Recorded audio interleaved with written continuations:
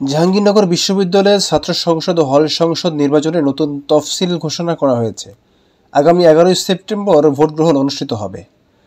রবিবার বিকেলে বিশ্ববিদ্যালয়ের সিনেট ভবনের সম্মেলন কক্ষে প্রক্টর অধ্যাপক এ.কে.এম. রাশিদুল আলম এ তফসিল ঘোষণা করেন।